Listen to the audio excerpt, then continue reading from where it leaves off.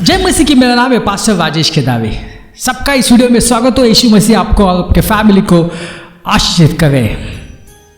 आज का जो संदेश है आपका जीवन बदल देगा यीशु मसीह की कृपा से, इसलिए संदेश को आप अंत तक देखना। भाइयों बहनों, बहुत बार हम सोचते हैं यीशु मसीह मेरी प्रार्थना को नहीं सुनता है। मैं हर रोज प्रार्थना करती हूँ, मैं उपवास करता हूँ, मैं सब प्रेयर मीटिंग्स को जाता हूं, मगर क्यों मुझे मेरे प्रार्थना का उत्तर नहीं मिल रहा है, मेरे प्रार्थना का जवाब नहीं मिल रहा है? क्यों परमेश्वर मेरे प्रार्थना को नहीं सुन रहा है? भाइयों बहनों, ये सवाल आपके मन में होगा। तो इसकी वजह एक ही है। उसकी वजह यह है कि हम जो प्रार्थना करते हैं उसके ऊपर हम विश्वास नहीं करते हैं। हम प्रार्थना करते हैं मगर हम अंदर से विश्वास नहीं करते हैं। हम प्रार्थना करते हैं चंगाई के लिए मगर हम विश्वास नहीं करते। हम सोचते रहते हैं, डॉक्टर ने कहा अभी मैं कभी भी चल नहीं सकूंगा, डॉक्टर ने कहा कि मुझे हमेशा दवा लेनी पड़ेगी, डॉक्टर ने कहा कि मेरी एक किडनी जो है वो कभी ठीक नहीं होगी। हम प्रार्थना करते हैं मगर हम अंदर से विश्वास नहीं करते हैं। हम प्रार्थना करते हैं समृद्धि के लिए मगर हम सोचते हैं कि ये कैसा मुमकिन है, मेरा जो काम है, जो पेमेंट है वो बहुत कम है, मेरा बिजनेस जो है वो अच्छा नहीं चल रहा है, मेरा कोई बैंक बैलेंस नहीं है, तो मैं कैसे समृद्ध हो सकता हूं? हम प्रार्थना करते हैं, पिता परमेश्वर मेरे परिवार को आशीष दो, मेरे परिवार में शांति बनी रहे, मगर हम अंदर से सोचते हैं कि मेरा पति तो कभी बदलने वाला है ही नहीं है, मेरी पत्नी तो कभी बदलेगी नहीं, ये ऐसे ही रहेगी। भाइयों बहनों, हम प्रार्थना करते हैं मगर हम उसके ऊपर विश्वास नहीं करते। जब हम प्रार्थना करते चंगाई के लिए, हमें विश्वास होना चाहिए कि यीशु मैं चंगा हो चुका हूं। यीशु मसीह ने जो महान कार्य किया है क्रूस के ऊपर, उससे मैं चंगा हो चुका हूं।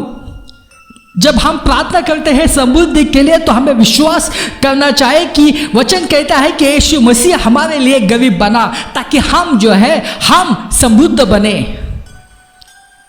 भाई बहनों, बहुत आवश्यक है कि विश्वास करना, क्योंकि जो महान कार्य यीशु मसीह ने जो क्रूस के ऊपर किया है उससे हमें आज़ादी मिली है, उससे हमें सब शापों से आज़ादी मिली है, उससे हमें सब बीमारियों से आज़ादी मिली है, उससे हमें सब पापों से आज़ादी मिली है। इसके ऊपर हमें विश्वास करना है। और आज जो है, आज हम याबेस की प्रार्थना के ऊपर हम गौर करने वाले हैं। आपने सुना होगा याबेस के बारे में, आपने सुना होगा उसने क्या प्रार्थना की जिससे कि परमेश्वर ने उसे उस प्रार्थना का उत्तर दिया। आज इसके ऊपर आज हम गौर करने वाले। भाई और बहनों, यह संदेश सबके लिए है।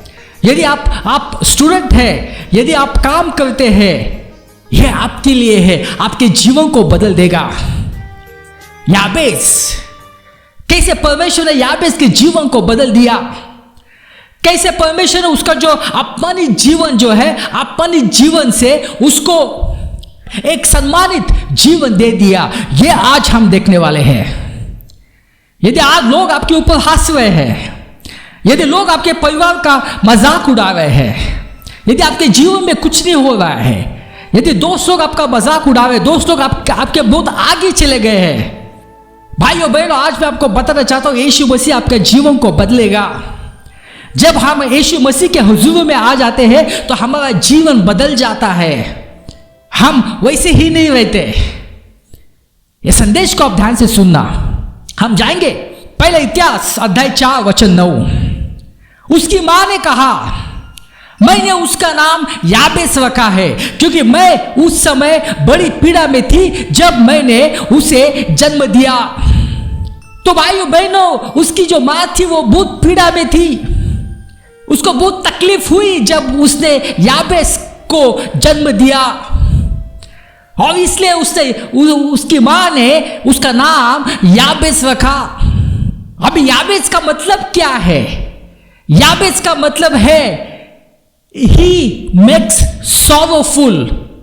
उसका मतलब है कि वो दुखी करता है, वो दुख देता है।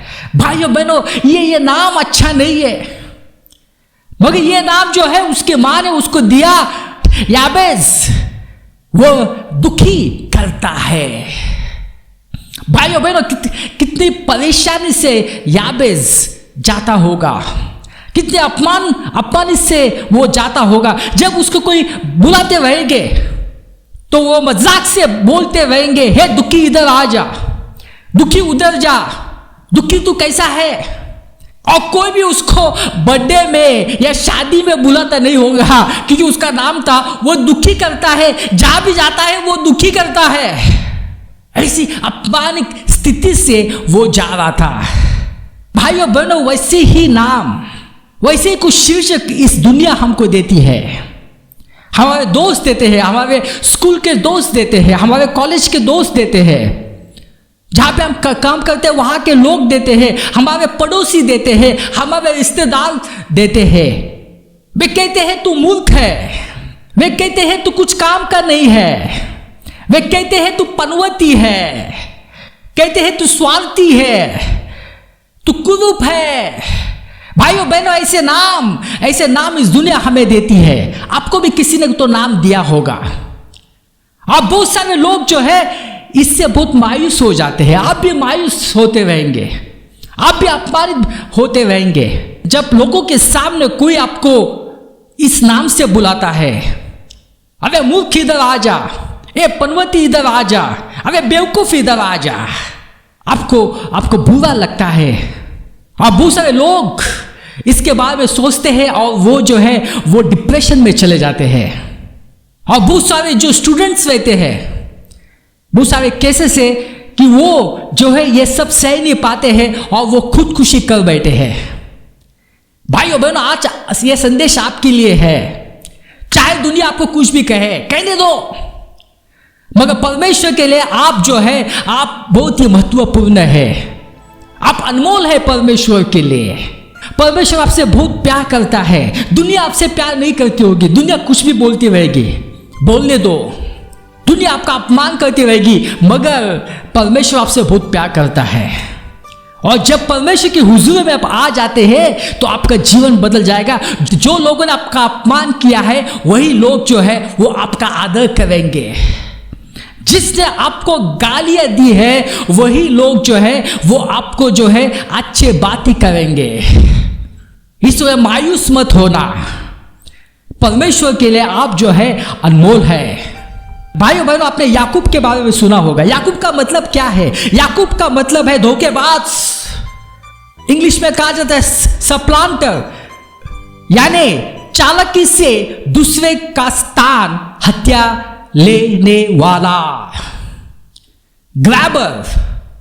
अब ये नाम जो है, ये नाम उसकी मां ने क्यों दिया था? क्यों उसका नाम जो है वो जो है सप्लांटर रखा गया था, यानी याकूब? क्योंकि जब वो पैदा हुआ था तो वो अपना जो जुड़वा भाई है ईसाऊ, उसकी एड़ी को पकड़कर वो जो है वो भाग आया था, इसलिए उसके मां ने उसका नाम वैसे रखा। मगर हम जैसे उसके जीवन में देखेंगे तो वैसे वो ऐसे ही जीवन जी रहा था। उसने उसके भाई को फंसाया, उसने उसके भाई के कमजोरी का फायदा उठाया और उसकी सब आशीष है वो आशीष उसने छीन ली। उसने अपने जो पिताजी है उसको फंसाया। पिताजी देख नहीं सकते थे, मगर उसने पिताजी को कहा कि मैं जो हूं मैं ईसा हूं, मुझे आप आशीर्वाद देना। वैसे उसने फंसाया, वो बन गया, उसको घर छोड़ना पड़ा, उसको अपना परिवार छोड़ना पड़ा, वो बन गया भगोड़ा। और याकूब को लगा कि ऐसा करके वो आगे बढ़ सकता है, ऐसा करके वो जीवन में कामयाब हो सकता है, लोगों का हक जो है वो गलत रीति से छीन के वो जो है वो आगे बढ़ सकता है। मगर परमेश्वर ने इसके दिल को तोड़ा, परमेश्वर ने उसको दीन बनाया। याकूब ने पश्चाताप किया और परमेश्वर ने कहा कि अभी तेरा नाम याकूब नहीं रहेगा, अभी तेरा नाम जो है वो इज़राइल होगा, अभी तेरा नाम जो है वो धोखेबाज नहीं होगा। परमेश्वर ने इसके जीवन को बदल दिया। हम जाएंगे उत्पत्ति 35:16 और एक उदाहरण मैं आपको देना चाहता हूं। याकूब और उसके दल ने बेतेल को छोड़ा। इफ्राता आने से ठीक पहले राहेल अपने बच्चे को जन्म देने लगी।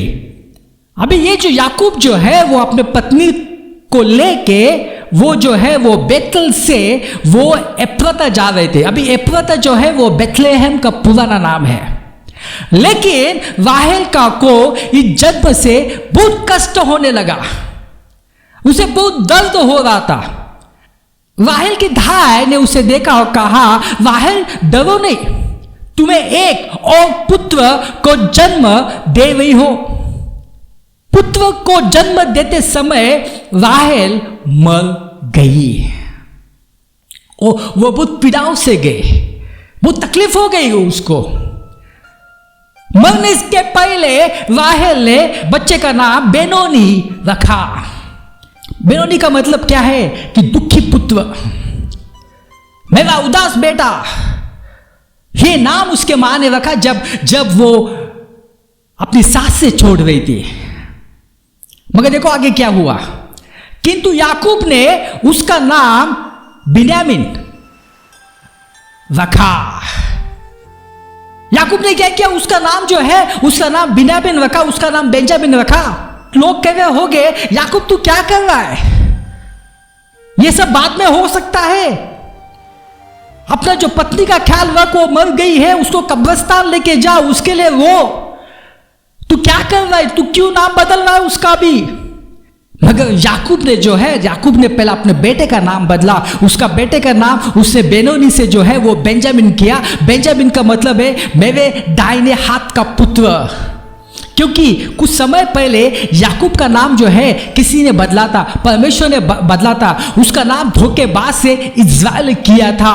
इसलिए याकूब ने जो है अपने बेटे का नाम जो है वो किया बेंजामिन, मेरे दाहिने हाथ का पुत्र। तू मेरा दुखी पुत्र नहीं है, तू मेरा उदास बेटा नहीं है, तू मेरे दाहिने हाथ का पुत्र है, तू मेरे दाहिने हाथ का बेटा है। वर्तमान स्थिति मेरे बेटे को भविष्य को बदल नहीं सकती। रेचल को तकलीफ हुई, यह वर्तमान स्थिति है, मगर वर्तमान स्थिति मेरे बेटे के भविष्य को बदल नहीं सकती, क्योंकि मेरा बेटे का भविष्य जो है वो परमेश्वर के हाथ में है, वर्तमान की स्थिति में नहीं है। मेरे दाहिने हाथ का बेटा। भाइयों बहनों, दाहिना हाथ जो होता है किसका प्रतीक होता है? दाहिना हाथ प्रतीत होता है आशीष का, दाहिना हाथ प्रतीत होता है सामर्थ्य का, दाहिना हाथ प्रतीत होता है अधिकार का। याकूब के 12 लड़के थे, मगर ये जो बेंजामिन जब पैदा हुआ उसकी मां गुजर गई, तो याकूब ने उसका नाम बदल कर रख दिया, तू मेरे दाहिने हाथ का पुत्र है। और वर्तमान स्थिति तेरे भविष्य को बदल नहीं सकते। भाइयों बहनों, मुझे नहीं मालूम आज आप किस वर्तमान स्थिति में हो सकता है कि आपके जीव में कुछ नहीं हो, वैसा हो सकता है कि आप बीमार हो सकता है कि आपके पास काम नहीं है, हो सकता है कि आपके परिवार में कुछ नहीं हो रहा है, हो सकता है आपके पास बैंक बैलेंस कुछ नहीं, मगर आपकी जो वर्तमान स्थिति अभी है, आपके भविष्य को बदल नहीं सकती है, क्योंकि आपका भविष्य जो है वो भविष्य परमेश्वर के हाथ में है। चाहे कुछ भी आज आपकी स्थिति हो, परमेश्वर आपके भविष्य को बदल सकता है। चाहे लोग आपका मजाक उड़ाते होंगे, चाहे लोग आपको बेनोनी कहते होंगे, चाहे रिश्तेदार आपको कहते होंगे ये नालायक है, ये चाहे ऑफिस के लोग आपको कहते होंगे ये पनवती है, मगर परमेश्वर आपको कह रहा है तू मेरा दाहिने हाथ का बेटा है, तू मेरे दाहिने हाथ की बेटी है। भाइयों बहनों, परमेश्वर क्या कहता है वो बहुत आवश्यक है। लोग तो कहते रहेंगे, मगर ये लोग जो कहेंगे वो जब देखेंगे कि कैसे परमेश्वर ने आपको नीचे से ऊपर तक लेके गया, वो जो है वो अचंभ रह जाएंगे। वो परमेश्वर के सामर्थ्य को देखेंगे, क्योंकि आपके जीवन में बेंजामिन की जो है वो आशीष आई है, परमेश्वर की कृपा आ गई है, और उस कृपा से आपके जीवन में सामर्थ्य आया है, आपके जीवन में अधिकार आया है। भाइयों बहनों, आपकी वर्तमान स्थिति आपके भविष्य को बदल नहीं सकती है, इस वक्त मायूस मत होना। मुझे मालूम है आज आप तकलीफ पे जा रहे हैं, मुझे मालूम है आपके पास कुछ नहीं है, आज खाली है। आप सोच रहे क्या होगा मेरा भविष्य में, आप रो रहे हैं, मगर परमेश्वर के हुजूर में आ जाओ, परमेश्वर के साथ समय बिताओ। परमेश्वर जो है वो आपको बेनौनी से जो है वो बेंजामिन बनाएगा। और आगे क्या हुआ बेंजामिन का? बेंजामिन से एक नया गोत्र शुरू हुआ, एक नया बड़ा परिवार शुरू हुआ। मां ने उसका नाम रखा था जो दुख देता है, मगर हम देखेंगे कैसे परमेश्वर ने उसके जीवन को बदला, कैसे वो परमेश्वर के हुजूर में आ गया और उसके जीवन परमेश्वर ने बदला। याबेस ने इज़राइल के परमेश्वर की यह दोहाई दी। भाइयों बहनों, प्रार्थना करना बहुत आवश्यक है। प्रार्थना का मतलब होता है परमेश्वर के साथ बात करना, उसके साथ समय बिताना। जब आप उसके साथ उसके हुजूर में आ जाते हैं तो आपका जीवन बदल जाता है। आपका जो अपमानित जीवन है उससे जो है एक सम्मानीय जीवन बन जाता है, एक आदरणीय जीवन बन जाता है। मगर लोग जो है लोग विश्वास नहीं करते प्रार्थना के ऊपर। उनको लगता है कि वो सब जो भी तकलीफ है वो खुद जो है उसका सामना कर सकते हैं, उन्हें कुछ परमेश्वर की आवश्यकता नहीं है। भाई और बहन, अगर आप ऐसा सोचेंगे तो आप टूट जाएंगे, आप कुछ नहीं कर सकते हैं। परमेश्वर की कृपा आपके ऊपर होनी चाहिए। याबेस ने इज़राइल के परमेश्वर की यह दोहाई दी। परमेश्वर ने कहा, तुम मुझे पुकारो, मैं तुम्हारी प्रार्थना को सुनूंगा, मैं तुम्हें उत्तर दूंगा और मैं तुम्हें जो है वो तुम्हें अद्भुत बातें बताऊंगा। आज जो है नौजवान जो है वो सोच रहा है उसके भविष्य में क्या होने वाला है, कौन सी नौकरी मिलने वाली है, कहाँ पे उसकी शादी होने वाली है, उसको घर कहाँ पे मिलेगा। सब भविष्य की चिंता है, क्योंकि मालूम नहीं रहता कि आगे क्या होने वाला है। मगर भाई और बहनों, जब आप परमेश्वर की हुजूर में आ जाते हैं तो परमेश्वर जो है, परमेश्वर आपको आपके भविष्य के बारे में बताता है। जो भविष्य की चिंता है उस चिंता को वो मिटा देता है। याबेस ने प्रार्थना की, आप मुझे आशीष दे। भाई और बहनों, सिर्फ परमेश्वर आपके जीवन में आशीष दे सकता है, दुनिया से आशीष नहीं मिलेगी। सिर्फ परमेश्वर हमें आशीष दे सकता है। और मेरी सीमाओं को बढ़ाइए, ये जो है ये समृद्धि की प्रार्थना है। मेरी सीमाओं को बढ़ाइए। यदि आज आपके पास छोटा काम है तो परमेश्वर से प्रार्थना करना कि मेरे सीमाओं को बढ़ाओ, मुझे अच्छी पेमेंट का जॉब दो। अगर यदि आपका बिजनेस एक ही शहर में है तो प्रार्थना करो, पिता परमेश्वर मेरे बिजनेस को तुम बढ़ाओ। यदि आपके पास एक छोटा घर है तो परमेश्वर से प्रार्थना करो, परमेश्वर मुझे बड़ा घर दो, मेरी सीमाओं को बढ़ाओ। इसके अलावा आप मेरे साथ रहते हुए सारी बुराइयों को मुझसे दूर रखे कि मैं उससे बचा रह सकूं। बहुत आवश्यक है, क्योंकि आज जिस दुनिया में हम रहते हैं ये दुनिया जो है वो बहुत ही खतरनाक बनते जा रही है। लोग मर रहे हैं, हमें परमेश्वर की सुरक्षा की आवश्यकता है। और बाइबल यहां पे कहता है कि परमेश्वर ने उसकी विनती सुन ली।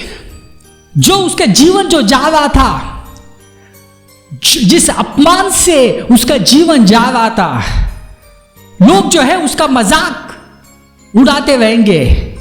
वो दुखी जीवन जी रहा था, वो अपमानित जीवन जी रहा था, कोई आशा नहीं थी सामने, मगर उसने परमेश्वर से प्रार्थना की, वो परमेश्वर की हुजूर में आया, उसका जीवन बदल दिया।